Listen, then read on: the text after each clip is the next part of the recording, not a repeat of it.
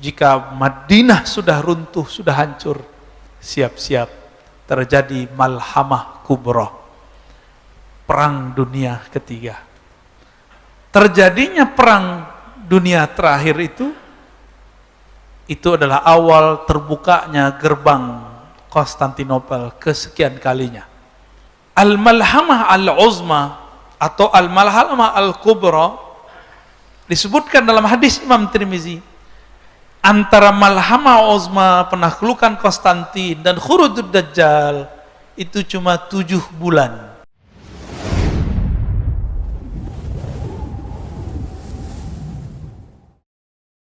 Alhamdulillah, hamdal mustaghfirin, hamdan yuafi ni'amahu yukafi'u mazidah. Asyhadu an la ilaha illallah, asyhadu anna Muhammadan abduhu wa rasuluh. Allahumma salli ala sayyidina Muhammad wa ala alihi wa ashabihi wa li baitihi wa dzurriyyatihi ajma'in. Baik Bapak Saudara sahabat yang dimuliakan Allah, judul yang dikasih ke saya untuk pagi ini agak serem. Al-malhamah al-kubra.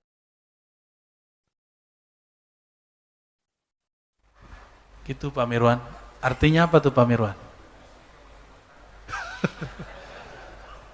Al-malhamah al-kubra itu berarti perang dunia terbesar.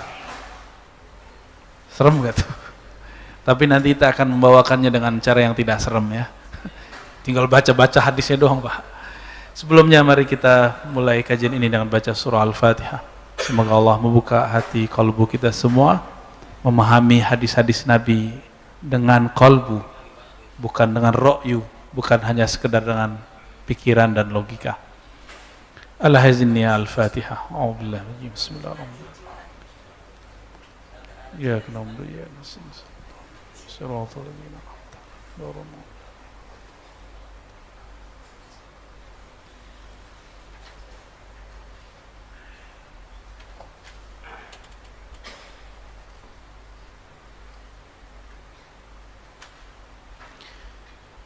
Saya membawa kitab Mishkatul Masabih yang sudah diringkas ya. Hadiah dari sahabat saya ketika pulang dari India ya. Mishkatul Masabih salah satu kitab kumpulan hadis-hadis yang sangat relevan untuk zaman sekarang.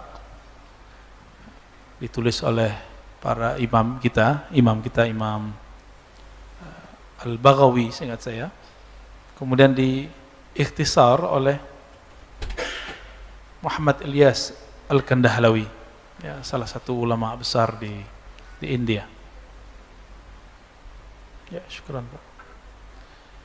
Beliau membuka bab malahim dengan banyak hadis, tapi nanti saya pilih mana yang pas ya untuk kita. Pertama, hadis yang sahih riwayat Imam Bukhari dan Muslim. Ini panjang. Coba disimak. Ini kilas singkat dari Nabi SAW mengenai akhir zaman. Pertama, Nabi SAW sebagai diriwayatkan oleh Abu Hurairah bersabda, la taqumus sa'ah, tidak terjadi kiamat hatta taqtatilu fi'atani 'azimatani, sehingga ada dua kelompok besar saling bunuh membunuh. Kita sebut berperang. Siapa dua kelompok itu? Itulah sampai hari ini jadi pertanyaan, apakah perperangan Sayyidina Ali dan Sayyidina Muawiyah masuk ke dalam? Bukan. Di beberapa kitab syarah disebutkan itu perang Sayyidina Ali dan Sayyidina Muawiyah. Ini saya mau kasih tahu bahwa di kalangan Ahlus Sunnah terjadi perdebatan mengenai Muawiyah. Apakah beliau termasuk sahabat yang lurus atau tidak? Tapi perdebatan itu tambah parah di kalangan Syiah. Ya. Namun mayoritas Ahlus Sunnah menganggap Muawiyah sahabat Nabi, berijtihad dan ijtihadnya keliru, gitu aja. Dia tetap dianggap sahabat, berijtihad, ijtihadnya keliru. Namun karena ini haknya sahabat, as-sukut aula. Diam, tidak membahas, tidak banyak berlarut-larut seperti yang dilakukan oleh kelompok Syiah dan Khawarij, itu lebih baik. Kelompok Khawarij gak sabar. Bahkan kelompok Mu'tazilah mirip dengan Khawarij. Mereka mengkafirkan salah satunya. Kalau Khawarij mengkafirkan Ali dan Muawiyah, kalau Mu'tazilah memfasikkan Muawiyah, sedangkan Syiah mengatakan Muawiyah itu bukan hanya fasik, bahkan zindiq, ya. A'udzubillah min dzalik, ya. Mazhab su'udzon, ya, kepada sahabat. Takunu bainahuma maktalah 'azimah da'wahuma wahidah. Akan terjadi antara dua kelompok itu perperangan yang sangat besar sekali, tetapi kepentingan mereka sama. Da'wahuma wahidah, kepentingannya sama. Wa hatta yub'atsa dajjaluna kadzabun.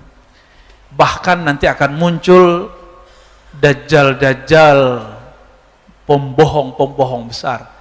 Dajjal bahasa Arab itu mubalaghah dari fa'al, kazzab. Kazib orang bohong sekali dua kali. Kalau kadzab bohongnya berkali-kali. Surganya neraka, nerakanya surga. Dia bawa simbol-simbol keislaman, padahal itu kezindikan. Hati-hati, ini mulai muncul, Pak. Mulai muncul beberapa kelompok-kelompok yang membawa simbol-simbol keislaman, tapi ternyata di belakangnya ada perpecahan yang luar biasa, ada kehancuran Islam di belakangnya, ada penghinaan terhadap Islam di belakangnya, tanpa mereka sadari. Maka jangan termakan dengan simbol, ya. Qaribun min 30. Si Kazzab dan Dajjal ini muncul 30. Qarib, kira-kira. Bisa jadi lebih, bisa kurang. Kulluhum yaz'am annahu Rasulullah. Semuanya mengaku bahwa dia adalah Rasul Allah. Rasul di sini berarti bisa Nabi, bisa berarti Mahdi.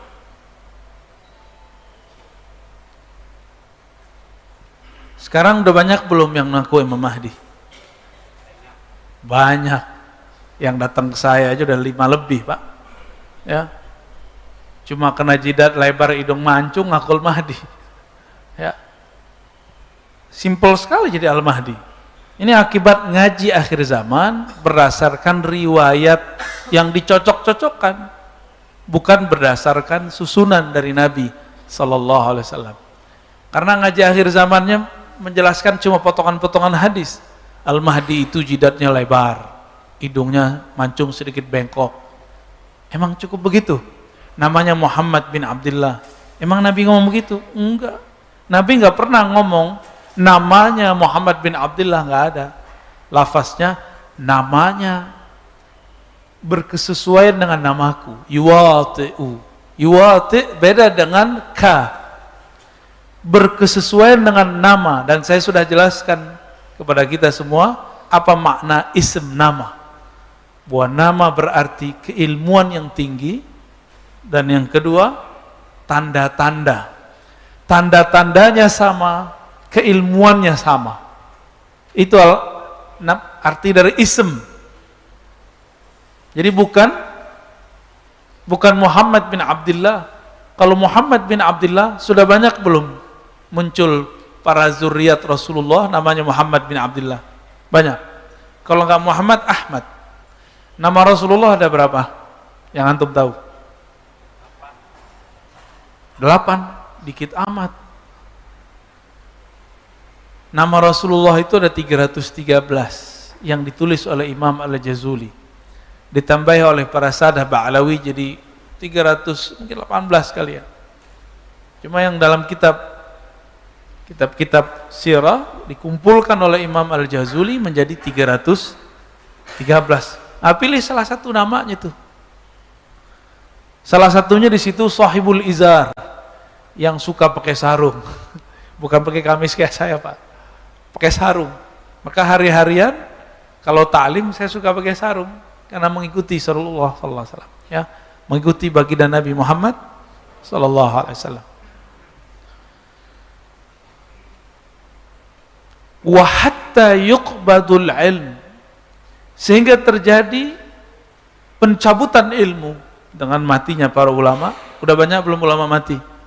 Selama pandemi udah berapa banyak kiai wafat? Udah hampir 1000 apa lebih? Kalau hitungan saya lebih, ya. Udah lebih Pak, Indonesia aja. Mau NU, Muhammadiyah, ya, mau dari golongan mana itu sudah 1000-an. Jika masing-masing baca kitab, kemampuan bacanya luar biasa, anggaplah masing-masing, nggak usah tinggi-tinggi, masing-masing menguasai 10 kitab. Kalau 1000 udah berapa orang tuh Pak? Udah banyak masalah kita nanti yang tidak terjawab. Tapi tidak usah khawatir. Allah tidaklah mengambil satu ilmu, mengambil seorang wali, kecuali menyediakan wali penggantinya. Itu kabar gembiranya. Kabar gembiranya, siapa penggantinya itu masalahnya. Belum tentu kita ketemu, ya. Wa yaksuruz zalazil, banyak gempa. Nah, ini udah deket-deket kiamat nih. Tapi sebelum terjadi pembayatan Imam Al-Mahdi yang besar di Mekah sana, ini terjadi gempa besar nanti. Besarnya saya nggak tahu Pak berapa. Cuma kalau dari syarah masyaikh kita, kalau biasa antum dengar paling tinggi berapa? Kira-kira 2,5 kali lipatnya lah. Hancur Pak tar yang di Mekah itu. Itu bangunan-bangunan yang ada di sekitar Masjidil Haram hancur nanti itu. Itu bayangannya kan sudah nutupin Masjidil Haram Pak. Benar nggak? Walaupun atasnya bulan sabit Allah gitu ya, tetap aja Rasulullah nggak menginginkan itu. Belum lagi kalau kita tanya itu duitnya dari mana tuh? Bunga doang kali ya? Bunga tabungan mereka. Loh di mana mereka nabung? Nah, itu kan masalah. Nabungnya sama bank-bank Amerika. Macam-macam Saudi dibekuin. Kita masih sibuk aja di sini masalah hukum bank ya. Nanti kita bahas pembahasan khusus deh tentang bank ya. Karena ini banyak yang memfitnah saya menghalalkan riba. Keliru besar. Riba pasti haram. Kalau bank gak ada di masa Rasul, karena tidak ada di masa Rasulullah, pasti ulama berbeda pendapat. 10 tahun saya mengharamkan bank secara mutlak, mau konven, mau syariah. Tapi kemudian kita menganjurkan bank syariah, tapi tidak memutlakkan keharaman bank konvensional. Nanti ada pembahasan khusus Pak. Tapi saya singgung di sini, ini penting sekali. Dan saya bukan orang pertama yang ngomong ini. Sebelum saya sudah ada ulama Darul Ifta Mesir yang mencabut fatwa keharaman bank. Bukan mencabut keharaman riba, ngerti ya? Riba pasti haram, pegang. Ayatnya wa harramar riba. Allah mengharamkan riba. Ada nggak bank di masa Nabi? Ada nggak lembaga di masa Rasul tempat nyimpan duit? Lembaga tempat minjem duit? Nggak ada. Kalaupun ada namanya rentenir, mirip dengan pinjaman online sekarang, persis. Antum yang orang bank paham lah maksudnya. Tapi masalahnya tidak semua orang-orang yang kerja di bank itu ngerti persoalan ini. Nanya lagi sama kita, ya. Kalau bank itu haram, antum haram mengikuti semua yang dari bank. At-tabi' tabi'un. Apa arti tabi' tabi'un? Ini kaidah fikih, qawaid fiqhiyah. Apa arti tabi' tabi'un? Jika sesuatu itu haram, maka yang turunannya haram. Coba yang mengharamkan riba, pakai duit nggak antum? Pakai duit. Baik duit yang fisik ataupun duit digital. Kalau kita mengharamkan bank, maka turunannya haram. Rupiah, dolar, ringgit, itu bagian dari turunan bank bukan? Benar? Gimana? Mau mengharamin? Mikir-mikir mau harimin sesuatu. Efeknya luar biasa. Kemana-mana perginya. Maka mengharamkan sesuatu jangan pakai nafsu, pakai ilmu. Ya, ini orang biasa beda. Cuma ada yang sudah merasa ustadz pun menutup pikirannya masalah itu. Menurut antum ulama Darul Ifta Mesir itu bodoh-bodoh nggak? Ya, ini kita belum ngomong tentang ulama kita loh ya. Bodoh-bodoh nggak di situ? Kira-kira mereka menghalalkan yang Allah haramkan nggak? Ulama Darul Ifta Mesir loh, sama dengan ulama Al-Azhar. Ini dua kelompok yang berbeda, tapi orangnya itu juga. Ulama Al-Azhar biasanya lebih senior, Darul Ifta ini biasanya lebih junior, ya di atas saya lah beberapa tahun, tapi ilmunya di atas kita puluhan tahun. Ya. Dulu di Mesir 1982 atau 83 diharamkan bank. Tapi 2003 ditarik fatwa itu dan dikeluarkan fatwa bahwa itu tidak haram secara mutlak. Enggak move on ya. Keras-keras ke jamaah haram-haram, di rumah pakai GoFood. Ya. Keluarganya, anak istrinya pakai ojol. Mengharamkan antum masuk tol pakai kartu. Oh, kita nggak bisa lepas tuh kan? Berarti main-main dengan kata haram itu. Kalau haram tinggalkan sama sekali produk-produknya. Karena kalau kita belajar fikih, tabi'un. Ya, sesuatu yang pokok jika dihalalkan turunannya halal. Jika diharamkan turunannya halal. Yang benar itu tidak semua produk bank itu haram, tidak semuanya juga halal gitu yang pas. Ya. Baik, kita tinggalkan itu. Ini bagian dari fitnah akhir zaman. Ya, bagian dari fitnah akhir zaman. Wa yataqarabuz zaman, waktu terasa pendek, taqarab, dekat sekali. Kayaknya baru kemarin saya nggak bisa ngisi waktu kita keluar kota ke Pekanbaru awal bulan Pak ya. Sekarang udah nyampe aja akhir bulan. Bentar lagi udah 40 hari aja rasanya Pak. Tapi nanti jika keluar Dajjal, masa dia sama seperti zaman dia dulu keluar di zaman Sayyidina Musa 40 hari, tapi rasanya seperti 40 tahun. Kuat kan tuh? Menegangkan Pak nanti. Aneh nggak tahu nih, antum masuk kemana ntar nih? Masuk tentara Dajjal atau tentara Al-Mahdi? Dua aja ntar tuh. Dua aja Pak ntar. Satu kelompok Dajjal, satu kelompok Mahdi. Dan yang menyedihkan sekali, mereka saling bertakbir ketika perang. Kelompok Dajjal bertakbir, kelompok Mahdi bertakbir. Loh, siapa yang bersama Dajjal? Itulah yang disebut dengan Khawarij. Kelompok apa? Khawarij. Menghalalkan darah umat pakai ayat-ayat. Ayat itu untuk orang kafir, dipakai untuk sesama muslim. Dan ini mulainya dari hal yang kecil-kecil, bibitnya sudah muncul sekarang di Indonesia. Mulai mengharamkan maulid Nabi. Dan mengatakan maulid Nabi itu menyerupai Nasrani. Kalau menyerupai Nasrani, kufur nggak? Ada nggak maulid serupa sama Nasrani? Itu kan suuzon aja Pak. Dan sudah mulai. Setiap tahun kita jelaskan, udah kita jawab, nggak paham-paham juga dia, kadang nggak mau dengerin kita.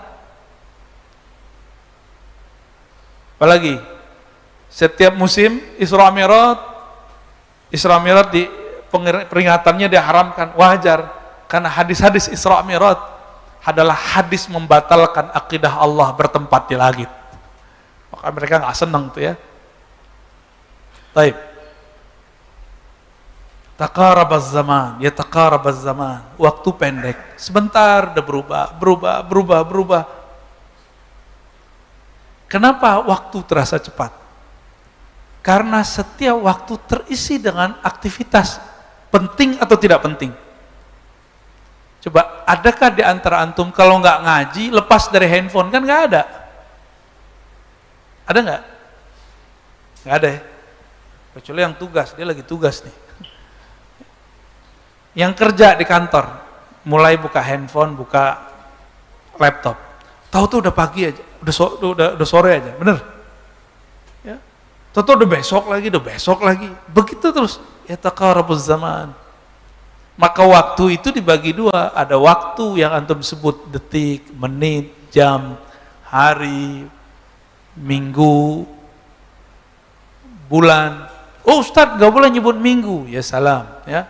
Ini cuma persoalan bahasa, gak usah repot. Minggu ini dari gereja. Udahlah. Banyak hal-hal yang dari gereja, dari masjid, dari Buddhis, dari Hindu kita pakai secara bahasa. Yang penting tidak dipakai secara ritual.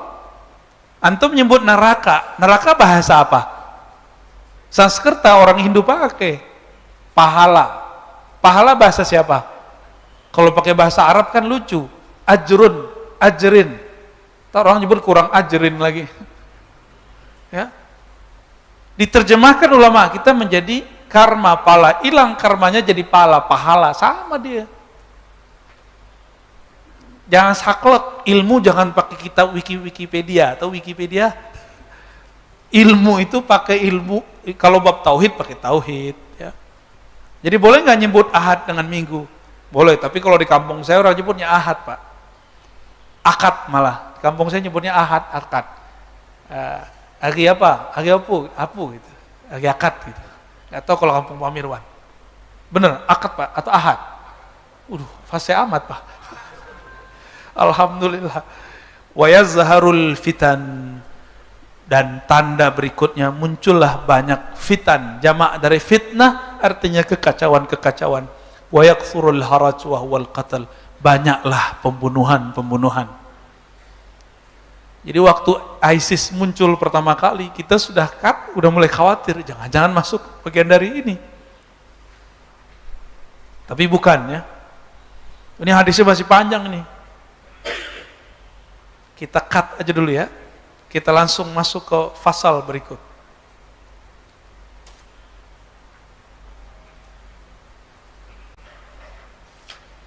Ini beberapa riwayat saya loncat.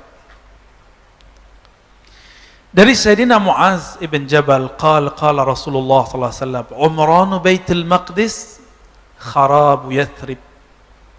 Apa artinya itu? Kemakmuran Baitul Maqdis adalah kehancuran Yathrib. Yathrib ini nama kota Madinah. Madinah itu sebelum Nabi datangi disebut dengan Yathrib. Wa kharabu Yathrib khurujul malhamah. Jika Madinah sudah runtuh, sudah hancur, siap-siap terjadi malhamah kubra. Perang dunia ketiga. Perang dunia kedua udah ya. Kalau antum tiap hari perang dunia ya. Sama pasangan ya. Wa khurujul malhamah fathul Konstantiniyah. Terjadinya perang dunia terakhir itu adalah awal terbukanya gerbang Konstantinopel kesekian kalinya. Wa fathu Konstantiniyah khurujud dajjal. Jika itu sudah ditaklukkan, itu arah ke Eropa maksudnya. Turki itu kan ada satu semenanjung, yang semenanjung itu sebenarnya Eropa. Jadi ada Turki Eropa, ada Turki Asia. Turki Eropa ini sebenarnya yang Konstantinia yang awal itu lebih luas sebenarnya kekuasaannya. Jika itu takluk, maka itu adalah tanda keluarnya Dajjal. Oke, coba kita lihat lafaz pertamanya. Umran Baitul Maqdis. Makmurnya Baitul Maqdis itu adalah kehancuran Madinah. Bapak saudara makan Allah, orang di luar sana mengukur keahlussunnahan saya dengan cara yang tidak sesuai dengan kaidah ahlussunnah. Apa itu? Ar-Razi ini pro Hamas atau bukan? Ada nggak dalam kitab Ahlus Sunnah bahwa antum itu sah Ahlussunnahnya kalau pro Hamas atau tidak? Coba kalau ada tunjukin ke aneh satu kitab aja. Ada nggak? Sok-sok tua lagi yang ngomong nih dan menyebut saya ini anak muda kemarin sore.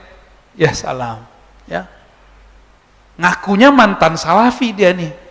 Tapi ternyata mantan ikhwan muslimin ternyata. Kita nggak anti dengan ikhwan muslimin. Kita tidak anti dengan Hamas. Tapi boleh nggak kita beda opini dengan suatu kelompok? Boleh. Coba antum buka berita tentang baik yang bahasa Arab, bahasa Inggris, itu bahasa Indonesia.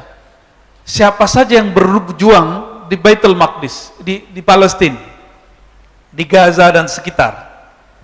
Ada 4 kelompok. Ada 4 kelompok. Hamas itu terkenal di Gaza. Sebelumnya dulu ada Yasser Arafat. Ini umur-umurannya Pak Mirwan pasti tahu. Bener. Jangan-jangan favoritnya nih. Wah, antum favoritnya? Perjuangannya? Ya nggak apa-apa, Pak. Berarti nggak pro Hamas dong. Tuh kan, mulai bingung kan? Yasser Arafat itu dia pergerakannya namanya Al-Fat. Al-Fat itu dulu persis seperti Hamas sekarang. Angkat senjata perang, ingin membebaskan Al-Quds dari Israel, sama seperti Hamas.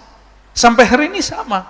Perbedaannya, Yasser Arafat kemudian sudah lelah berperang, dan dia menemukan gak mungkin begini hidup damai kalau kita tidak menghargai satu sama lain. Disitulah Yasser Arafat kemudian ditinggalkan oleh kelompok-kelompok yang lain. Maka Hamas pun kemudian buat rumus. Siapa yang menganggap Israel itu eksis, berarti dia pro Israel.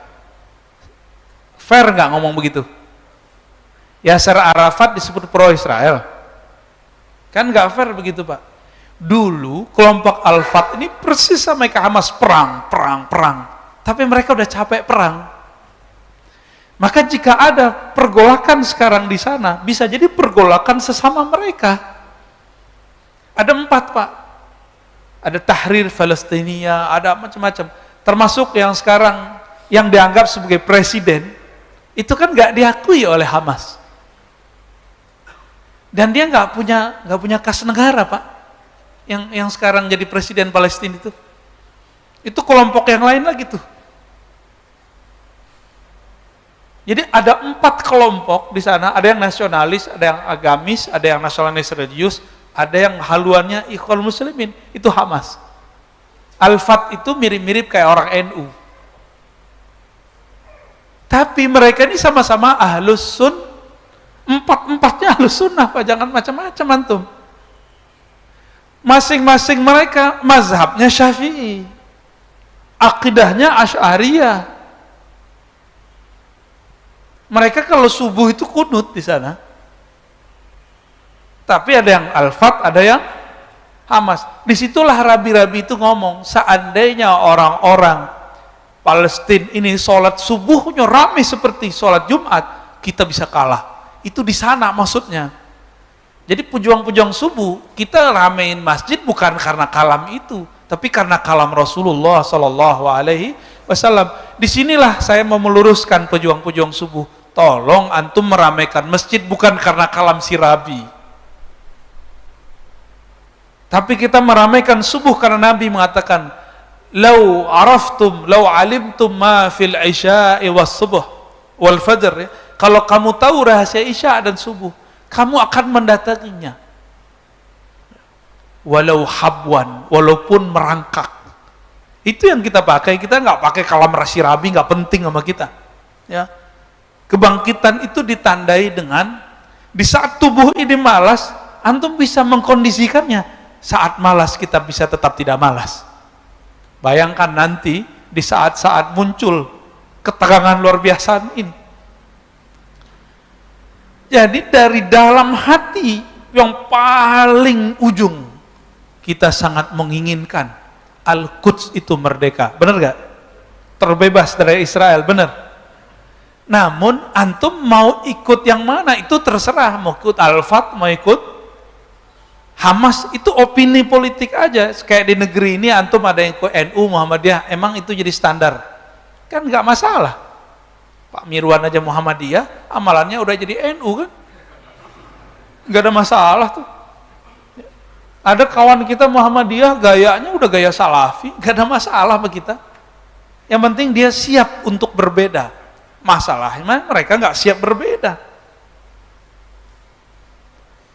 Jadi nanti ini para dai itu akan dipecah dengan opini. Ini baru opini Al-Quds. Kita ini semuanya mendukung perjuangan Al-Quds. Tapi antum yang sudah pernah ke sana, kalau kita kirim dana ke sana, nyampenya ke siapa kira-kira? Kita kalau masuk bayar visanya ke siapa, Pak? Israel. Terus kawan saya mau bawa barang ke sana, apa yang terjadi? Gak bisa masuk. Orang diperiksanya sampai 7 kali. Maka perjuangan-perjuangan kita tentang Al-Quds ini kadang-kadang lebay. Semua kita berjuang, tapi antum harus ingat, yang bisa menaklukkan Al-Quds itu cuma tentara Al-Mahdi, gak ada lain. Ini kabar gembira plus kabar buruk. Apa kabar gembiranya? Berarti bakal dibebaskan. Kabar buruknya apa? Apa kabar buruknya? Kapan? Benar nggak? Menurut antum Taliban bakal membebaskan Palestina nggak? Aneh nggak percaya. Mohon maaf, ini opini kita bisa berbeda. Taliban itu keturunan mereka kabilah Fustun. Fustun itu salah satu kabilah Israel. Ini bukan hoax. Baca beritanya dengan benar. Mungkin nggak saudara Israel merangin Israel? Mungkin nggak? Walaupun dia bawa bendera la ilaha illallah, saya nggak percaya, Pak. Saya nggak percaya. Anda mau tanya sama antum, negara sebelum Taliban ada, itu Ahlus Sunnah juga bukan? Jadi kalau Taliban sekarang Sunni, dia merangin pemerintahan yang Sunni, mana yang benar? Katanya antum nih anti China, benar? Sekarang Taliban didukung oleh Cina dan senang dengan dukungan Cina, gimana? Bingung kan? Antum kan anti Yahudi, anti Amerika, Saudi belakangnya dibayangi Amerika. Maka kita nggak bisa masyrik dan maghrib, kita nggak bisa timur barat. Gerakan akhir zaman bukan gerakan timur, bukan gerakan barat.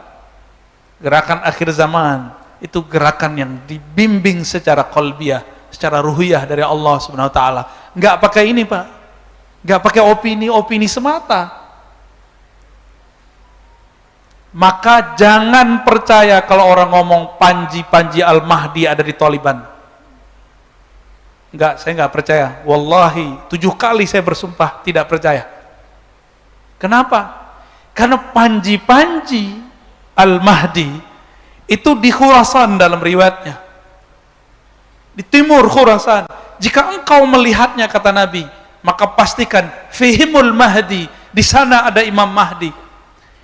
Mereka bergerak nanti, bergerak, dan target pertamanya adalah membebaskan Al-Quds. Bagaimana mungkin Al-Quds dibebaskan dari Israel yang memerangi keturunan Israel, walaupun dia sudah Islam? Nanti kita bisa dipecah karena isu ini, Pak. Karena isu ini kita bisa dipecah, Rozi ini nggak pro Islam. Nggak pro Taliban beda dengan nggak pro Islam. Emang Taliban itu mewakili keislaman yang ada di dunia? Enggak lah ya. Memori kita pendek, Pak. Tahun 2001 antum masih ingat nggak Taliban itu siapa? Menyelamatkan siapa? Pemimpin Al-Qaeda. Al-Qaeda teroris bukan? Teroris itu. Siapa yang diselamatkannya? Osama bin Laden. Terus pemimpin Taliban sekarang itu ada yang masuk penjara di Amerika terus selamat. Kita curiga, Pak, dalam ilmu intelijen, tanya orang-orang intelijen, kok bisa selamat ya ini? Terus perhatikan nama-nama dan tradisi-tradisi mereka sama dengan orang-orang Israel lama. tahun lalu ada penelitian dari orang-orang Israel.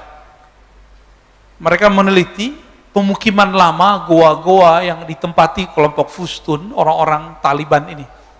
Ditemukan di goa-goa mereka ada Taurat berbahasa Ibrani. Itu penelitian sudah jadi jurnal dan juga sudah diupload, antum cari. Cuma masalahnya nggak bisa bahasa Inggris, bahasa Arab masalahnya nih. Bahasa Inggrisnya deh, kalau nggak bisa bahasa Arab, ada Pak di situ. Coba cari beberapa tahun yang lalu beritanya, 10 tahun lalu, 8 tahun lalu, antum akan kaget-kaget sendiri. Kan kita juga mengamati beberapa waktu ini ya. Apakah benar kata Ustadz Sianu, Taliban ini panji-panji Imam Mahdi? Lah, enggak mungkin. Setelah saya mempelajari gerakan akhir zaman Imam Mahdi, tidaklah dengan berontak ke satu negara. Ingat, ini antum ingat-ingat nanti kalau umur kita panjang. Gerakan Al-Imam Al-Mahdi tidak pernah memberontak suatu negara. Gerakan Al-Imam Al-Mahdi persis seperti Nabi diminta hijrah ke Madinah. Diminta atau Nabi ekspansi, yang mana yang benar? Apa? Bahasa Arabnya fathu. Al-Fath. Al-Fath itu dibuka, bukan perang, nggak ada perang.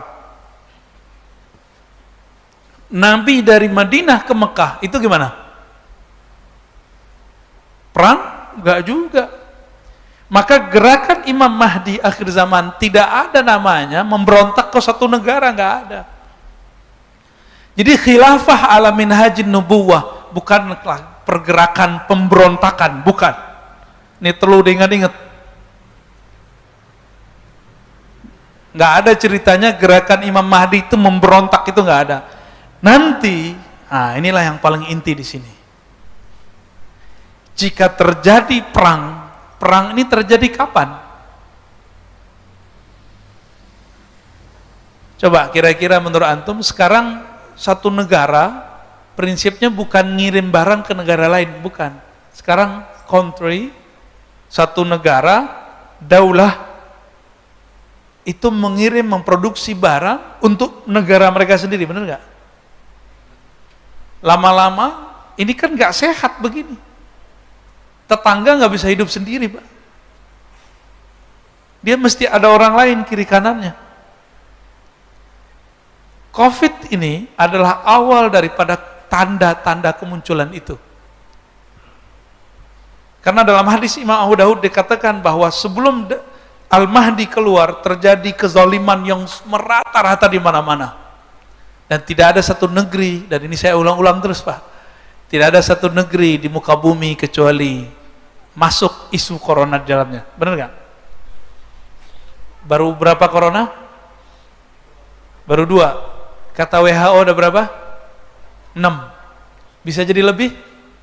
Bisa jadi lebih. Kalau baru 2 dan yang kedua kemarin lebih parah dari yang pertama, benar nggak? Cuma untungnya masjid kita tutup bagaimana kemarin? Tutup Pak kemarin. Yang kedua, nggak tahu nanti yang ketiga. Aneh nggak tahu ntar tuh. Itu nanti lebih dahsyat dari ini Pak, dari yang Delta. Kapan itu? Wallahu a'lam. Tepatnya antum kayaknya udah nggak takut ya, udah siap mati. Gaya sok siap mati aja. Su'ul khotimah apa husnul khotimah? Husnul khotimah lah ya.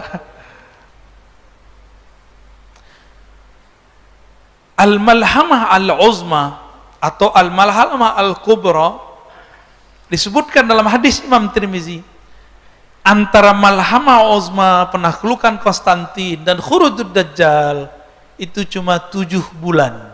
Di riwayat lain 7 tahun. Tapi kalau riwayat Imam Tirmizi berapa? 7 bulan. Di riwayat Abu Daud, antara perang dengan penaklukan Madinah itu 6 tahun. Wa yakhrujud Dajjal fi sabi'ah, lalu keluarlah Dajjal. Ini itu hitungan bodoh aja nih. perang dunia nanti itu bukan lagi perang negara dengan negara. Karena nanti batas-batas teritorial negara itu sudah jadi bayang-bayang semua. Jika satu negara nih nggak sanggup lagi beli vaksin, padahal virusnya masih ada 4 lagi, Pak. Negara kita sudah nggak sanggup beli ini sebenarnya, ngutang kan? Tapi masih syukur, antum udah digratisin aja masih protes kan? Udah gratis masih protes. Di negara-negara Afrika dan Amerika Latin, Asia Tengah, sampai sekarang masih ada beberapa negara yang nggak sanggup beli, nggak sanggup ngutang aja nggak diterima. Kedubes-kedubes kita di sana nggak dapat gratis. Kedubes di sini berapa banyak negara digratiskan oleh negara kita, apalagi bangsanya sendiri. Kita boleh sepakat vaksin tidak vaksin, tapi saya lagi bercerita tentang efek kalau beli vaksin gimana. Berapa triliun Pak habis? Waduh, gila itu Pak. Kalau ini 4 kali lagi, duit negara kita masih ada nggak? Kira-kira gitu Pak. Kalau kas negara habis, Indonesia kira-kira gimana Pak? Waduh, antum ngomong bubar kok bisa santai ya? Itulah hebatnya orang Indonesia. Santuy. Santai ya. Dan emang inilah imunitas yang Allah berikan ke negeri ini. Hidup santai sepanjang masa. Emang Pak, ini yang nggak ada di negara lain. Antum pindah ke jiran aja, ke negeri Singapura, sahabat kita kan banyak di sana. Mereka kan rapi, disiplin. Kita itu santai dan gak disiplin. Cuma itulah kekuatan kita. Benar gak? Itu kekuatan kita Pak. Diajar disiplin dikit kemana-mana harus pakai kartu, harus ada apa namanya, peduli apa? Aduh, repot amat tuh ya. Dikit buka, aduh kita yang gaptek-gaptek ini kan susah Pak. Tapi kita santai aja, nggak bisa mall ya sudah. Kan begitu kita ya. Masih ada pasar-pasar. Ya.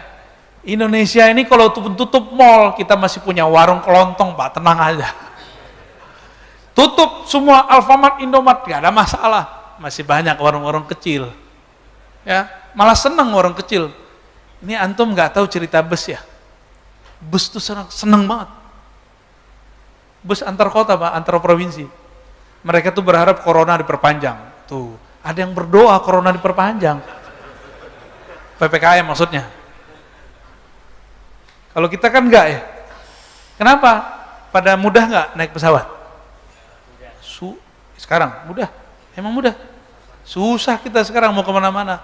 Kita kemarin ke Pekanbaru harus PCR dulu. Balik ke sini PCR lagi. Aduh, rempong bener ya. Tapi alhamdulillah kita hidupnya santai. Ya. Nah, teman-teman. Ini ngaji akhir zaman, jangan serius-serius amat. Karena seriusnya nanti. Ya. Ini kita sebutkan tahapan-tahapannya. Bahwa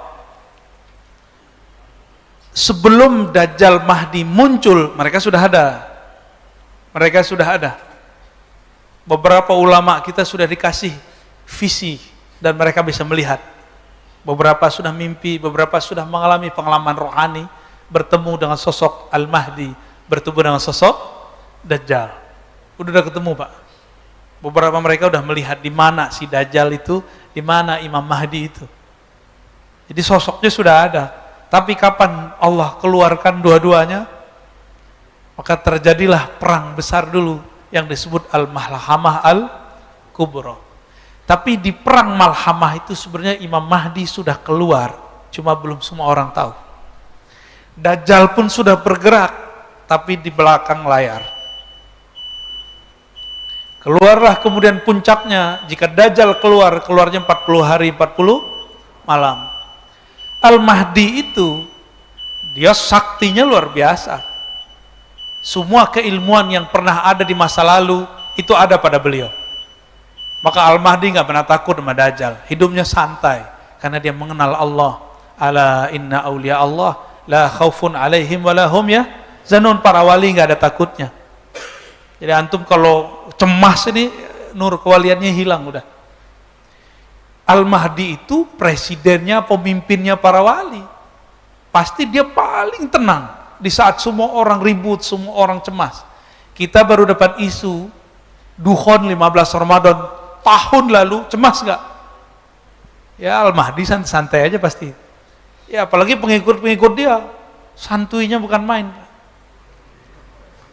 Dan nggak mungkin Al-Mahdi itu sekarang nonjol-nonjolin dirinya, apalagi nongol-nongol di YouTube ngaku-ngaku udah ketemu Tuhan, nggak mungkin, ya.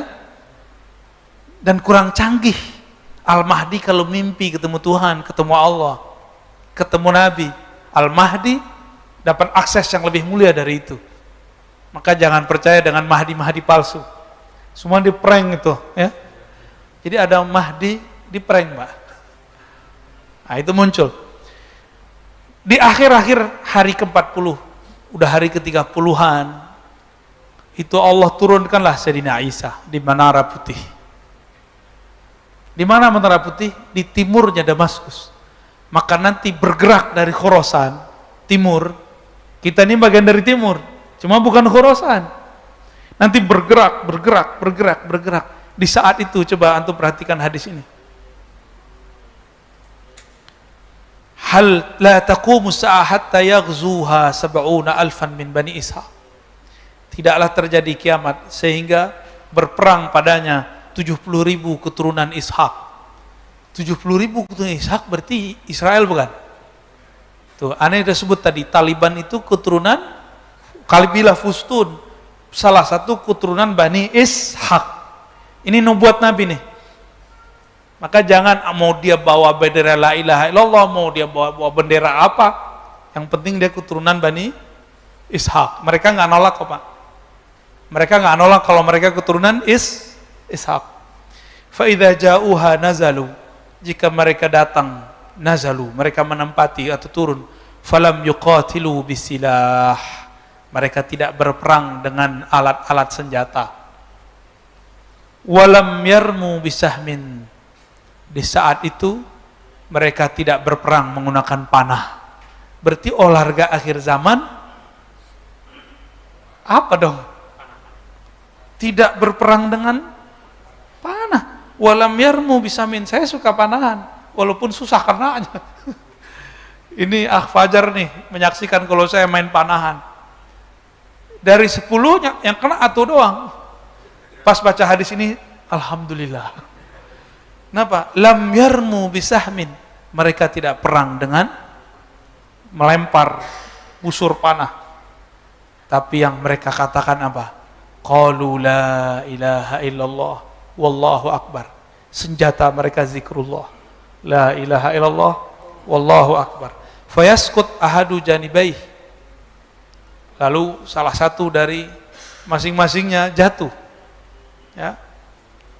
Illa an qala alladhi fil bahri thumma yaqulu tsani la ilaha illallah akbar. Jadi ini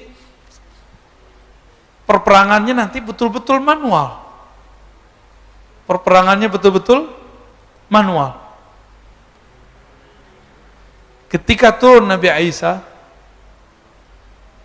ternyata Dajjal ini sudah tahu nasib dia nanti. Yang akan menebas lehernya itu Nabi Isa. Makanya Nabi Isa di waktu beliau masih hidup di zaman Bani Israel, umur 33 tahun lebih beberapa bulan, beliau kemudian dikhianati oleh salah satu muridnya sendiri yang nyamar jadi pengikutnya. Namanya Yudas Iskariot. Ternyata Yudas Iskariot itu adalah samaran dari Samiri.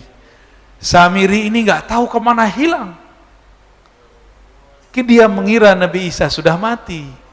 Tapi dengan ada kajian-kajian begini, muncul Nabi Muhammad mengabarkan Isa belum mati. Kagetlah dia, muncul ketakutan lagi. Jadi Samiri itu alias Dajjal takutnya sama sosok Isa, karena dia dikasih tahu, kamu nasibmu berakhir di tangan Nabi Isa. Jadi nanti setiap kali ketemu Nabi Isa, terlihat jauh saja, itu Dajjal langsung pergi. Apa kata orang sini? Jiper apa? Oh, Nabi Isa dikabur deh Pak. Disebutkan di hadis, dia meleleh seperti garam. Garam kepanasan meleleh. Maksudnya ketakutan. Jadi Dajjal tuh nggak pernah takut kecuali Nabi Isa. Menurut antum, Al-Mahdi ini kurang sakti atau gimana? Kok Nabi Isa yang bunuh? Ketika Nabi Isa turun, Nabi Isa masuk ke satu masjid di salah satu wilayah di Syam. Kita nggak tahu nama masjidnya apa, kan belum dikabarkan, di hadis cuma begitu doang. Di dalam masjid sudah berkumpul umat Islam, di luar berjaga. Ternyata nggak jauh dari situ pasukan Dajjal sudah mau menembus, tapi nggak berani dekat. Di saat itu Nabi Isa datang, Nabi Isa dipersilakan jadi imam. Apa kata beliau? Tidak, engkaulah yang jadi imam, wahai Mahdi. Coba bayangin, wali dari Nabi Muhammad, keturunan Nabi Muhammad, jadi imam di belakangnya Nabi Isa. Kok bisa? Nabi Isa nanti statusnya bukan sebagai nabi, statusnya sebagai wali. Karena Nabi bersabda, la nabiyya ba'di, tidak ada lagi nabi setelahku. Jika ada nabi turun setelahku, pangkatnya bukan sebagai nabi, pangkatnya sebagai wali. Nanti ada penyerahan pedang senjata khusus, kita nggak tahu senjatanya apa, dari Sayyidina Al-Mahdi kepada Sayyidina Isa. Pedang itulah kemudian alatnya Nabi Isa untuk menggorok Dajjal. Ini Dajjal itu digorok dengan apa aja nggak mati-mati. Tapi jika pedang ini sudah diserahkan, berarti sudah ada skenario orang dalam Al-Mahdi berhasil di tengah Dajjal. Sebagaimana orang Dajjal disisipkan ke Al-Mahdi, kan Allah khairul makirin, Allah sebaik-baik yang berkonspirasi. Tentu juga ada orang Al-Mahdi di sekitar Dajjal. Nanti mereka kode-kodean Pak secara batin. Siap. Barulah Sayyidina Isa mengejar kemanapun Dajjal pergi. Disitulah terbirit-birit mereka bergerak bersama, Al-Mahdi, Isa, Al-Mahdi, Isa. Bahkan disebutkan ada riwayat Khidir dan Ilyas, semuanya bergabung. Betapa canggihnya Al-Mahdi. Penasehatnya adalah seorang nabi, Nabi Isa. Penasehatnya Nabi Khidir, Nabi Ilyas. Dia wali, penasehatnya nabi. Kira-kira gimana tuh? Itulah beruntungnya umat Nabi Muhammad sallallahu alaihi wasallam. Benarlah hadis walaupun dhaif menurut ahli hadis. Ulama ummati ka anbiya bani Israel. Ulama umatku seperti nabinya Bani Israel. Setara secara tugas, walaupun secara makom itu lain cerita. Maka sahabat-sahabat dimulakan Allah, nanti ini bakal terjadi dalam waktu menjelang kesananya cepat, tapi kalau sudah terjadi perang nanti, kita nggak ada lagi ada handphone, ya. Jangankan handphone, nanti pedang aja susah dipakai, panah aja susah dipakai. Tapi nanti ada perang kekuatan-kekuatan batin, kekuatan alam. Dan saya sudah pernah cerita di sini. Nanti pohon-pohon, gunung-gunung, batu-batu, semuanya membisikkan kepada orang Islam, wahai Muslim, di sini ada Yahudi, di sini ada musuh Allah, benar gak? Itu antum bisa nggak mendengar pohon ngomong? Kalau nggak ngerti ilmunya bisa kabur kan? Atau bisa gila-gila sendiri. Itulah ilmu yang dulu dimunculkan kepada baginda Nabi SAW ketika Nabi jalan-jalan di Mekah. Itu bukit-bukit bebatuan, itu nyapa Rasulullah, Assalamualaikum ya Rasulullah. Nabi masuk ke Madinah banyak pohon, itu pohon-pohon patuh sama Nabi. Itu ngomong pakai bahasa lisan atau pakai bahasa rohani? Rohani Pak. Kalau Bapak coba pakai bahasa lisan, coba aja pohon tuh ngomong. Ya, saya jamin gagal. Tapi Allah mengatakan, dengan apa kita berdialog dengan alam? Nah, ini kata kunci. Tidaklah ada sesuatu, wa in min syai', tidaklah ada sesuatu kecuali yusabbih, bertasbih. Sabbahalillahi ma fis samawati wal ard. Bertasbih apa yang di langit dan apa yang di bumi. Maka belajarlah mentasbihkan badan kita, mentasbihkan batin kita. Maka nanti kita akan bisa berdialog dengan bahasa-bahasa tasbih alam semesta. Baru bisa ngerti Pak nanti mereka ngomong apa. Maka nanti walaupun kelompok Al-Mahdi ini sedikit, tapi tentaranya itu alam. Air berbicara, pohon berbicara, batu berbicara, kecuali ada satu pohon namanya Al-Gharqad yang sekarang sudah ditumbuhin mereka. Ya, barangkali itu ada yang mau didiskusikan.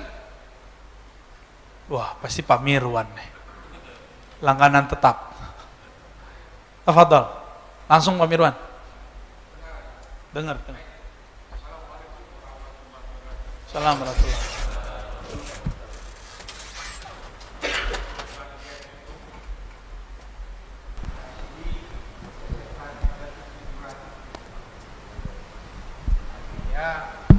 Pengajian kita ini udah mulai diakui di tempat lain, udah banyak. Mudah-mudahan ini terus kita galang supaya MRBJ ini juga dikenal orang di luar, bukan hanya di Bintaro saja. Tadi Ustaz katakan bahwa perbankan itu tidaklah semuanya haram. Saya kebetulan pemuda tahun 70-an Ustaz. Profesor Dr. Hamka dulu udah mengatakan itu, ya. Coba belakangan setelah banyaknya yang datang dari Arab Saudi, penceramah-penceramah kita, itu yang menyatakan bank itu haram. Dulu setahu saya, menurut Profesor Hamka, lihat dulu konteksnya, di mana haramnya, di mana halalnya. Tidak semuanya itu haram. Karena kan selalu dibilang itu ada bunganya. Apakah bunganya itu berlipat-lipat? Bank itu kan membutuhkan dana, membutuhkan gaji pegawai. Nah, kesimpulan Hamka waktu itu, tidak semua bank itu haram. Jadi masih ada dua pendapat waktu itu. Jadi kalau memang itu juga Ustadz berprinsip ini, sampaikan ini ke umat supaya jangan salah kaprah kita semua. Mungkin itu. Yang kedua mengenai Al-Mahdi sama tadi Dajjal. Apakah bukan sekarang ini Dajjal itu udah berkeluaran Ustadz? Ya. Tapi bentuknya bukan seperti itu, tingkah lakunya. Jadi kalau menurut saya di Indonesia ini pun udah banyak dajjal sebenarnya, ya. Pelaksanaan corona ini juga banyak dajjal di sana Ustaz. Masalahnya dulu untuk corona ini dianggarkan pemerintah hanya 72 triliun. Sampai hari ini itu sudah mencapai 1060 triliun. Kalau nggak bangkrut kita nggak tahu saya apa yang ini lagi. Apakah mesti separuh Indonesia ini dijual? Tidak tahu. Demikian. Assalamualaikum warahmatullahi wabarakatuh. Assalamualaikum. Nah, ini info penting. Guru besar kita Buya Hamka. Buya Hamka ini kan orang yang berani berkata yang pahit meskipun dia dibenci orang. Di saat orang-orang Muhammadiyah saat itu kering dengan tasawuf, beliau nulis buku tasawuf modern, bener gak? Ini produknya muncul Pak Mirwan ini kan, yang gak jelas kan? Disebut Muhammadiyah senang tasawuf, ya. Buya Hamka di saat orang-orang saat itu mulai ada isu mengharamkan bank, tapi nggak ngerti hakikat sebenarnya, beliau berani ngomong tidak semua kok. Rata-rata yang ngomong bank itu haram, rumusnya balik-balik ke hadis dhaif itu. Kullu qardin jarra naf'an fahuwa riba. Itu yang diputar-putar. Itu hadis dhaif, Pak. Ya, yang pakai hadis ini nih, kita kasih tahu. Setiap pinjaman yang ada manfaat benefitnya, yang kita sebut bunga, fahuwa riba. Itu riba.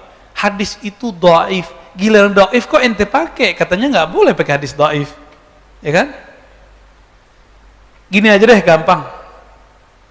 Kenapa yang kita sebut bank sekarang berbeda dengan praktek riba di masa jahiliyah? Coba aneh minjem misalnya ke Pak Mirwan nih, anggap aja Pak Mirwan adalah ustadz yang tadi, yang pulang dari mana tuh ya, mengharamkan bank, anggap aja ya, Pak Mirwan pinjamkan saya 5 miliar, saya kembalikan dalam waktu 5 tahun. 5 tahun lagi saya kembalikan 5 miliar, Pak Mirwan mau nggak terima? Kita harus bagi hasil lah, kan nggak, kalau pinjam meminjam nggak ada istilah bagi hasil, bagi hasil, pinjam ya pinjam, mau nggak Pak? Nggak mau. Beli rumah nggak boleh pakai bank, tunggu dulu ya, sabar dulu. Antum beli rumah sekarang nih, kalau cash misalnya 1 M, kalau kredit di total misalnya 10 tahun jadinya 1,5 misal nih. Coba saya pinjam duit antum sekarang yang tas 1 M itu, 10 tahun lagi saya balikin 1 M juga, mau nggak? Rumah aja naik kan gitu kan ngomongnya. Itu riba bukan? Kan ada tambahan. Maka ada satu kejadian yang terjadi di zaman sekarang nggak ada di zaman Nabi. Pertama, uang kertas ataupun uang digital. Uang kertas sudah lewat lah Pak, ini bakal hilang nih. Nanti uang digital. Sekarang orang takut nggak bawa handphone karena di situ ada ya e-banking. Benar ya? Kita mau masuk tol, duitnya habis, tinggal ditempel doang kan sakti Pak. Nabi Sulaiman aja nggak bisa itu. Aneh serius Pak. Nabi Sulaiman aja nggak bisa itu. Nabi Sulaiman harus baca-baca innahu min Sulaiman wa innahu bismillahirrahmanirrahim, baru kemudian angin datang, setan jin tuh diutus. Kalau kita sekarang pencet-pencet aja nggak perlu pakai bismillah kan, pencet-pencet datang tuh. Motor aja bisa dibeli pakai pencet-pencet Pak sekarang. Antum bisa terbang dengan pencet-pencet itu. Smartphone, bener. Jadi semua nabi menginginkan hidup di zaman kita sekarang. Wali-wali terdahulu ingin berjuang lagi Pak. Mungkin mereka pengen main handphone kali ya. Oh enggak, ini kita candain aja Pak. Wali-wali itu kalau ketemu mereka lebih banyak senyum-senyumnya daripada antum mukanya serius mulu kan. Serius belum tentu juga selamat akhir zaman. Santai aja lah kita. Nah, di akhir zaman itu harusnya ngaji santai. Ya. Ini nyuruh berhenti kali ya.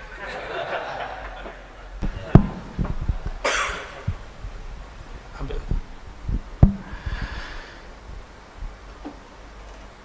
Maka ulama kita mengenai bank itu terpecah dua. Mayoritas mereka tidak mengharapkan bank. Maka bank yang tadinya bersumber dari Yahudi di Jerman, katanya kan begitu, itu diislamisasikan, muncullah bank syariah, meskipun belum betul-betul syar'i. Karena banyak orang syar'i itu bagi dia kalau menguntungkan, kalau nggak menguntungkan nggak disebut syar'i. Enak amat. Ya, jadi banyak sekarang gerakan atau masyarakat apa istilahnya anti riba. Tapi intinya adalah orang patah hati sama bank, yang melarikan diri dari bank, yang gagal, yang mungkin dulu pernah merasa dirugikan oleh ini, gampang dimasukin Pak. Sistem, maka kemudian muncul peminjam baru, orang-orang kaya di situ secara manual meminjamkan. Dia kan lupa duit yang dia pinjamkan itu produk bank, benar nggak? Dan ada sahabat kita cerita, ini lucu, di satu kota di Jawa Barat, dia pernah menjadi murid salah satu ustadz yang sekarang mengharamkan bank itu secara membabi buta.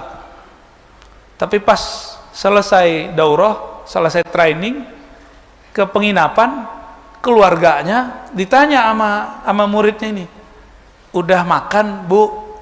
Mbak udah, tadi beli GoFood. Bingung dia lah, katanya haram. Jadi mereka masih pakai rumus tradisional, ada tambahan berarti Ustadz ente nggak ngerti, ente itu jahil lah. Kita boleh berbeda tapi jangan ngomong jahil. Antum berani nggak ngomong Darul Ifta di Mesir itu jahil? Dan ini saya sampaikan secara terus terang. Sekarang yang nyerang mengkritisi itu, lucunya adalah tamatan Al-Azhar Kairo, Mesir. Ini kita sebut aja nih, karena nama-nama kita mulai disebut sama mereka. Tapi saya tahu teman-teman di sana juga beragam, ya. Ada yang bilang Ar-Razi jahil, nggak masalah bagi saya. Tapi ente nggak mikir, guru-guru ente di Al-Azhar, guru-guru ente di Darul Ifta itu menghalalkannya. Kenapa aneh yang diserang? Kenapa nggak serang Masyaikh Al-Azhar? Serang no Syekh Ahmad Thayyib, Syekh Ali Jum'ah, ya, Dr. Syauqi, Dr. Amr, ya, banyak di sono, Syekh Usama. Kenapa nggak mereka yang antum kata-katain? Nggak berani, takut kualat. Sama Ar-Razi nggak takut kualat. Jadi kadang-kadang mau ngeritik nggak mikir dulu, kalau dia ngambil ilmu dari ulama yang ulamanya menghalalkan ini dan merevisi fatwa itu. Dia masih pakai fatwa yang jadul, katanya tamatan Mesir tapi ngajinya ala Saudi. Loh, ente kok berani ngomong begitu? Ya mereka berani ngata-ngatain kita, masa kita nggak berani juga ngata-ngatain balik, Pak? Ya, kita ini sudah zaman terus terang hari ini. Mereka udah nggak malu untuk ngata-ngatain orang, ya kita juga nggak takut kok. Insya Allah kita nggak lana khawfu laumata laim.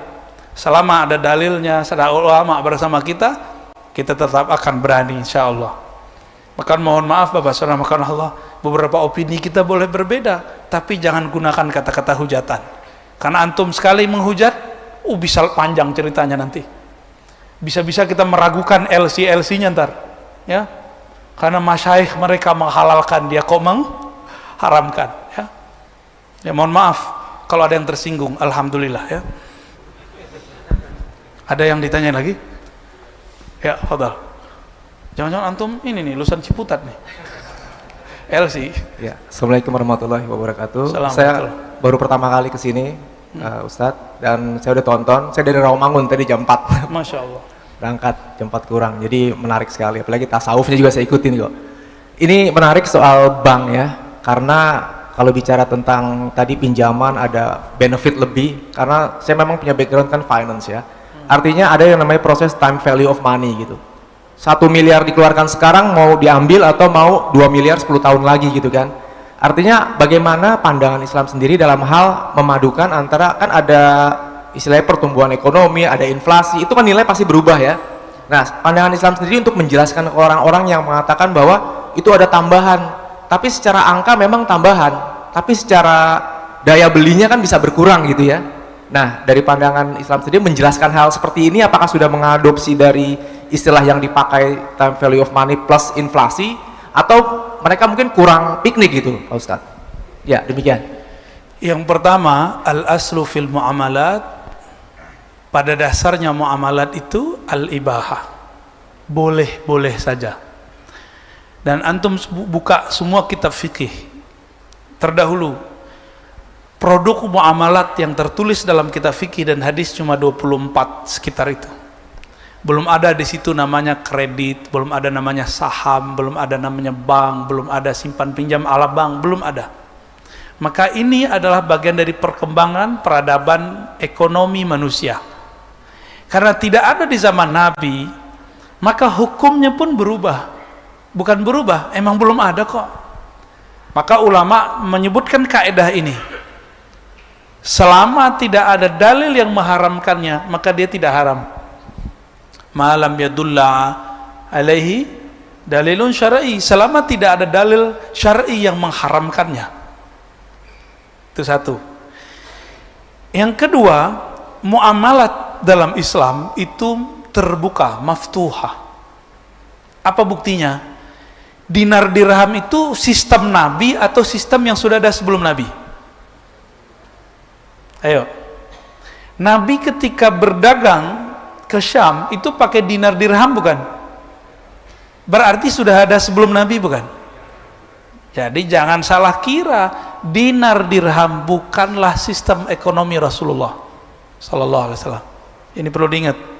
Dinar dirham adalah sistem ekonomi yang dipakai, alat tukar yang dipakai oleh Rum dan Persia. Oke. Lalu Nabi adopsi nggak? Diadopsi, dan ternyata secara inflasi, karena dinar itu emas, dia aman dari inflasi. Bener, inflasinya nggak begitu. Jatuhnya emas, naiknya emas kan kemarin sempat naik ya, waktu kita awal corona sempat naik, tapi turunnya juga pelan banget, pelan, sangat stabil.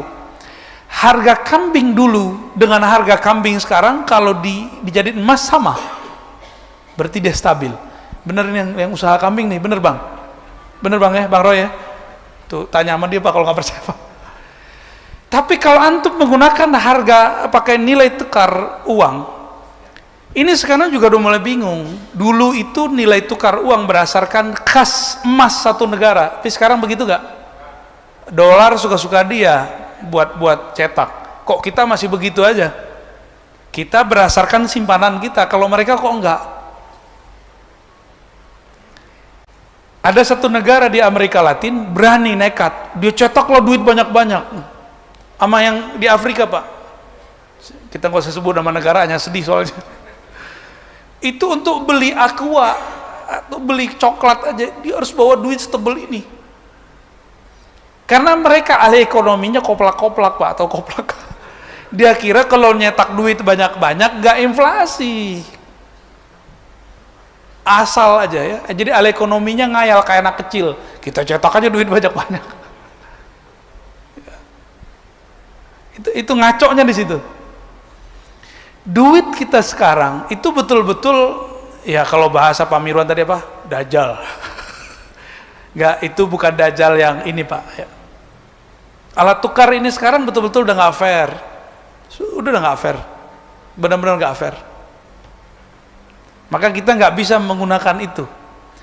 Hukum yang dijadikan ada pada hukum dinar dirham tidak berlaku pada hukum mata uang zaman now.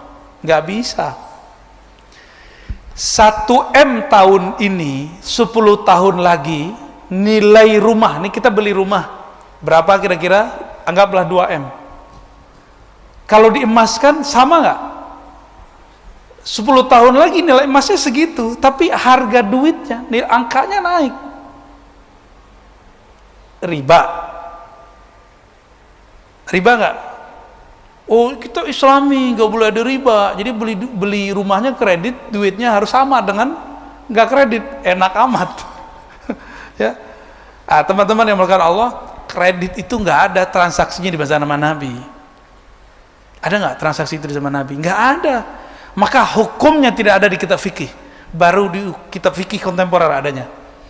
Bank tidak ada dalam kitab fikih, maka antum mau cari di kitab mana aja nggak ketemu. Baru belakangan Wabah Zuhaili, Yusuf Al-Qaradawi, ulama itu aja udah berbeda-beda dengan ulama Al-Azhar. Jadi di zona juga udah beda Pak. Antum bilang Saudi mengharamkan bank, ya salam. Saudi itu duit minyaknya taruh di bank Amerika, di bank Swiss. Bunga-bunganya dijadiin bangun sekitar Masjidil Haram Mekah. Dijadiin, dikirim CSR-nya untuk beasiswa yang tadi mengharamkan bank itu. Nggak percaya, cek sendirilah ya. Itu mah cuma batuk-batuknya mereka doang, tai-tainya minyak itu. Nggak nyadar mereka. Mereka mengharamkan sesuatu yang mereka makan. Ya, yaudah. Mutu bi ghaizikum. Itu jangan diterjemahkan secara harfiah ya. Gimana? Cukup atau masih ada? Oke, tadi di belakang pertama ya. Ada yang sesuai tema nggak? Sesuai tema. Malhamah al-Kubra. Jangan bahas bank lagi, saya nggak mau tanggapin lagi. Ya. Bismillahirrahmanirrahim. Assalamualaikum warahmatullahi wabarakatuh. Pak Ardin bukan? Ya, Ustaz. Bercadar Pak. Ya. Zaman now. Ya, ya. Pak Ustadz, pertanyaannya terkait langsung dengan Malhamah Al-Kubra tadi. Iya, bagus. Karena tadi disampaikan bagaimana pemahaman tentang adanya siap berbeda. Pemahaman siap berbeda ini itu sekarang itu apakah menjadi siap berseberangan. Kemudian kalau siap berseberangan, padahal kita berharap Islam itu satu. Oke. Ya. Jadi sistem politik nih Pak Ustadz. Ya. Kalau sistem politik Islam ini terpecah belah, itulah yang diharapkan oleh musuh-musuh Islam. Tetapi karena memang Islam itu baik karena adanya perbedaan, itu diartikan menjadi berseberangan, dan itulah asal muasal selalu menjadi perpecahan dan tidak akan pernah terjadi Islam yang satu. Baik. Bagaimana ini Ustaz? Assalamualaikum warahmatullahi wabarakatuh. Assalamualaikum. Perpecahan di tengah umat akhir zaman bukanlah keinginan musuh, tapi itu adalah takdir dari Allah Subhanahu wa taala kepada setiap umat. Tafarraqat ahlul kitab atau tafarraqat al-yahud wan nasara, telah terpecah Yahudi dan Nasrani kepada isnain wa sab'in, 72 firqah. Dan Nabi mengatakan sataftariku, akan terpecah umatku ini menjadi lebih parah dari itu, salas wa sab'in, 73. Di hadis itu Bukhari, hadis Imam Abu Daud dan Tirmizi. Di hadis Imam Muslim, Nabi berdiri berdoa, ya Rabb, jangan hancurkan umatku dengan tenggelam. Amin, kata Jibril. Ya Allah, jangan hancurkan umatku dengan lapar. Amin, kata Jibril. Tapi ketika yang ketiga, Allahumma la tahlik, la taj'al ummati yahlik ba'duhum ba'da. Jangan jadikan umatku saling merusak, membunuh satu sama lain. Jibril diam, karena Jibril membaca takdir untuk akhir zaman. Diam. Nabi mengerti, tapi Nabi tidak diizinkan untuk meminta. Maka Nabi semenjak saat itu tidak pernah lagi berdoa, ya Allah satukan umat. Disitulah Nabi sedih. Sebelum meninggal beliau mengatakan ummati. Itu maksudnya Pak. Ketika Nabi mau wafat, Nabi bukan baca kalimat la ilaha illallah, di dalam dirinya sudah la ilaha illallah. Yang dipikirkan Nabi, ketika umatku nanti berpecah, itu gimana nasib la ilaha illallah dalam dirinya. Lisannya bertakbir, tapi kolbunya tidak membesarkan Allah. Ini yang dipikirkan Nabi Shallallahu Alaihi Wasallam. Jadi ini takdir Pak, kita harus jalani. Dan karena dia takdir, ukurannya sudah dari sononya. Kita sudah dari zaman kapan, zaman bahala untuk mengislah. Islah para da'i nggak berhasil. Yang paling susah diislah bukan umat, da'inya, ustadznya.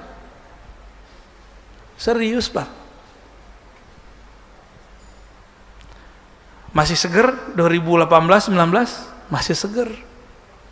Banyak kawan-kawan kita udah nggak mau lagi sholat Jumat di masjid perkantoran. Kenapa? Wah, isinya hujan menghujat Ustaz.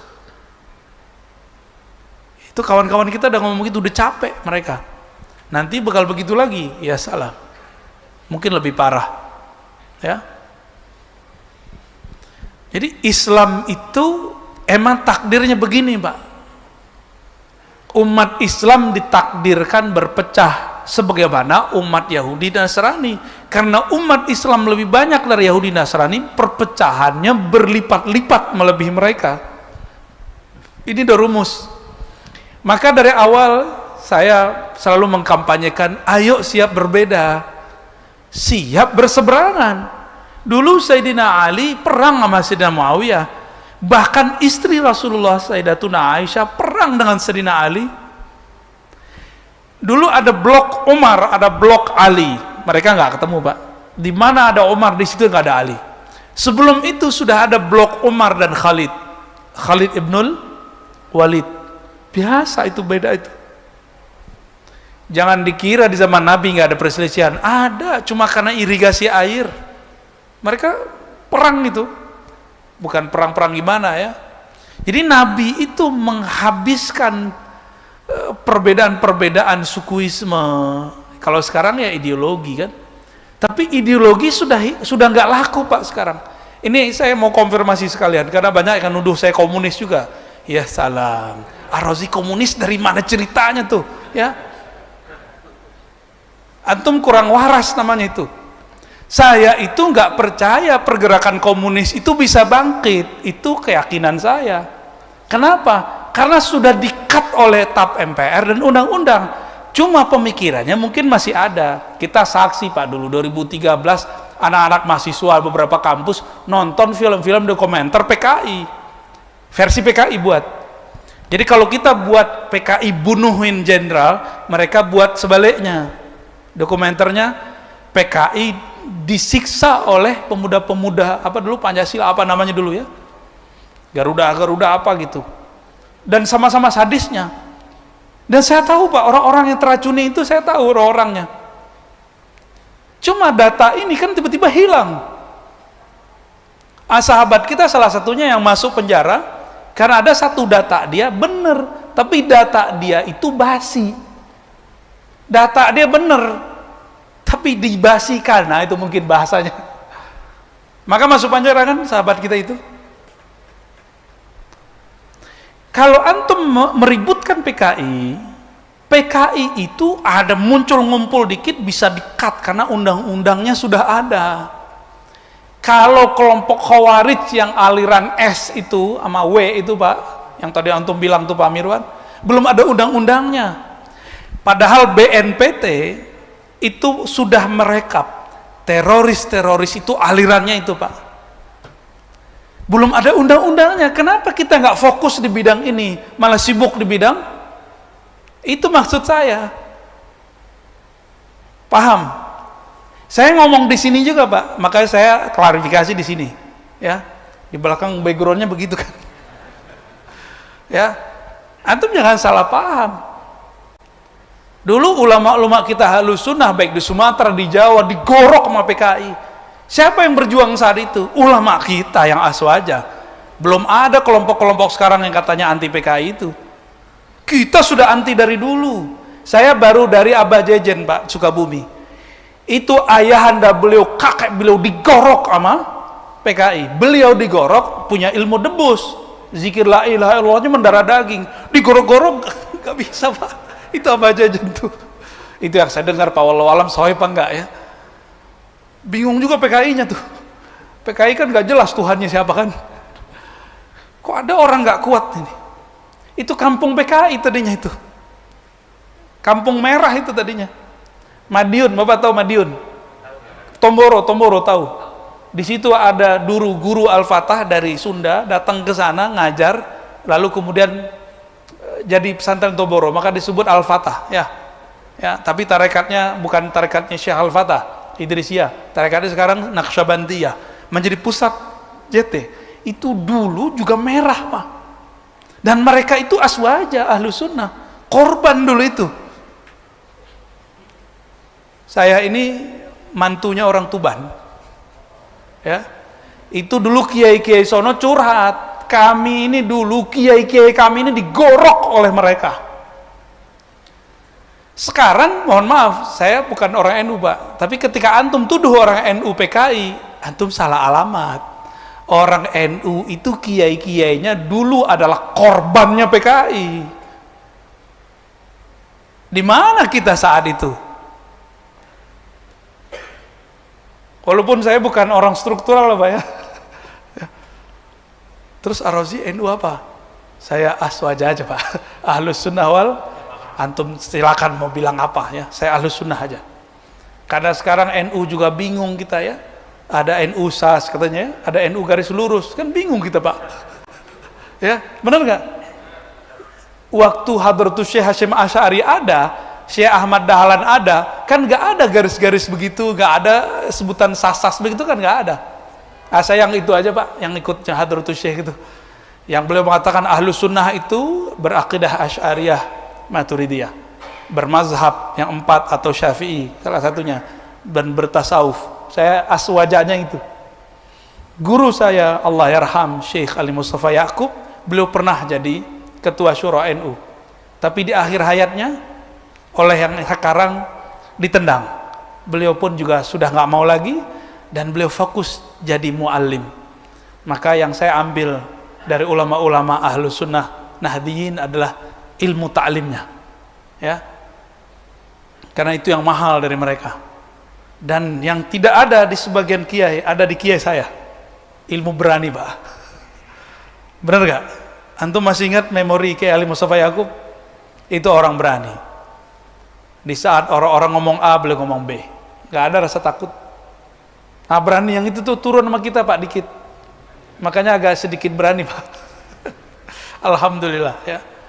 Jadi Pak Hardin, kita cukup menjaga persaudaraan dalam perbedaan, tidak usah mempersatukan. Jadi dalam Al-Quran kalimatnya fa'aslihu, islahlah, bukan satukan. Islah itu artinya mencari kemaslahatan, mencari titik temu, titik persamaan meskipun kita berbeda. Saya baru waktu yang lalu dipertemukan dengan Kiai Idrus ya, NUGL ya, sama Syekh Abdul Somad. Saya manggil beliau Syekh karena Habib Lutfi memberi gelar beliau Syekh, karena kalau dipanggil Ustadz kayaknya terlalu rendah ya. Saya lebih senang manggil beliau Syekh ya. Bukan berarti saya NUGL juga, Pak ya. Bukan berarti jalur pergerakan saya sama juga dengan Syekh Abdul Somad. Kami siap berbeda, tapi dalam usul, dalam pokok Ahlus Sunnah kami sama. Bapak siap berbeda, Ustadznya siap beda. Bapak siap nggak siap beda? Ustadznya udah siap beda, antum nggak siap beda, terus ustadznya siapa? Lo ustadz, politik kan bagian dari agama. Iya, prinsip berpolitik, tapi furu politik tidak masuk bagian dari rukun beragama ya. Maka kalau nanti ada perbedaan lagi mengenai siapa presiden masa depan, tolong jangan kaget, biasa aja, tapi nanti jangan tanya ke aneh ya. Insya Allah nggak akan dijawab. Saya nggak sibuk memikirkan siapa presiden masa depan, Pak. Yang saya sibukkan bagaimana nasib umat masa depan. Siapkah kita menjadi pengikut Al-Mahdi atau kita malah membiarkan diri kita menjadi pengikut Dajjal? Demikian kira-kira, sudah mau 6:30 ya. Semoga majelis ini diberkahi Allah. Semoga ini simbol kita mau islah. Saya yakin di antara antum ada yang nggak sepakat dengan saya masalah A, B, C, D, tapi mau duduk bersama. Ini yang kita mau. Semoga nanti majlis ini menjadi masjid simbol pertemuan para dai. Di Pekanbaru sahabat-sahabat kita sudah buat pertemuan dai setiap malam Jumat, kajian Sahih Bukhari. Dulu saya sudah sampaikan, Pak, mungkin nggak bisa setiap malam, setiap minggu, sekali sebulan aja ada beberapa ustadz berdiri di depan yang semanhaj Ahlus Sunnah wal Jamaah mengkaji kitab. Kalau di sana sudah ada Bukhari, mungkin di sini Muslim kali, Pak ya, atau kitab apa gitu. Kalau bisa tiap bulan lebih indah, tiap minggu lebih indah. Anak-anak muda punya pergerakan Islam, tapi anak muda kan galau ya, belum tentu, belum tahu arahnya kemana. Harus didampingi oleh ustadz-ustadz yang tidak galau. Jangan nanti ustadznya galau juga, Pak. Repot kita. Manhajnya nggak boleh manhaj al-galawi, manhajnya harus manhaj yang wadih, manhaj yang terang benderang, yang Nabi katakan, aku tinggalkan kamu malamnya seperti siangnya ya. Semoga nanti dilanjutkan ini obrolan kita, nanti bakal ramai, Pak, insya Allah. Kajian-kajian Ahlus Sunnah itu dirindukan. Kita buat kajian gak jauh dari sini, kajian Al-Hikam, itu sudah ramai sekali. Sampai saya mikir, ini gimana caranya biar orang tetap jaga jarak ya. Masih bisa dikendalikan sampai sekarang, tapi nggak tahu sampai kapan nanti. Bisa-bisa nanti dipindah ke sini, Pak, kajian Al-Hikamnya. Siap nggak, Pak tuh? Tapi ngajinya jam 12 malam. Ini jumlah antum nggak seberapa, jumlah mereka 3 kali lipatnya antum sekarang. Ngaji hikam setiap jam 11:30 sampai jam 3. Dari mana-mana, Pak. Begitu orang merindukan sekarang kajian-kajian kitab turas. Dan saya terima kasih kepada pengurus dengan segala macam cobaan-cobaan buat antum, sudah memfasilitasi para ustadz ngaji kitab. Jadi kalau bisa tidak ada ustadz di sini kecuali ngajinya ngaji kitab, biar nanti terasa rasa pesantren walaupun nggak pernah nyantri ya. Insya Allah semoga kita diberkahi Allah. Allahumma aslihna, Allahumma aslih umat Muhammad. Ya Allah, kami ini umat Nabi Engkau, kekasih Engkau Muhammad. Aslihna, islahkanlah kami. islahkan, perbaikilah antara kami, antara qalbu kami. Alif baina ulama'ina, alif baina qulubil mu'minin. Ya Allah, qalbu kami ini berpecah belah, maka damaikanlah ya Allah. Qalbu kami ini galau dan risau ya Allah, maka tenangkanlah dengan nur kalimahmu, nur zikirmu. Ya Allah, kami ingin menjadi kekasihmu. Faja'alna min awliyaik, maka angkatlah kami, jadikanlah kami orang-orang yang termasuk wali-walimu, kekasih-kekasihmu. Ya Rabb, jika Engkau panjangkan umur kami, maka takdirkan kami ya Allah yang bersama di barisan Al-Imam Al-Mahdi. Jika tidak ya Allah, maka jangan Engkau panjangkan hidup kami, jadikan kami mati syahid dalam perjuangan. Jangan jadikan kami yang tertipu oleh imam palsu, Dajjal laknatullah. Rabbana atina fid dunya hasanah wa fil akhirati hasanah wa qina adzabannar. Wa sallallahu ala nabiyyina Muhammad walhamdulillahi rabbil alamin. Assalamualaikum warahmatullahi wabarakatuh.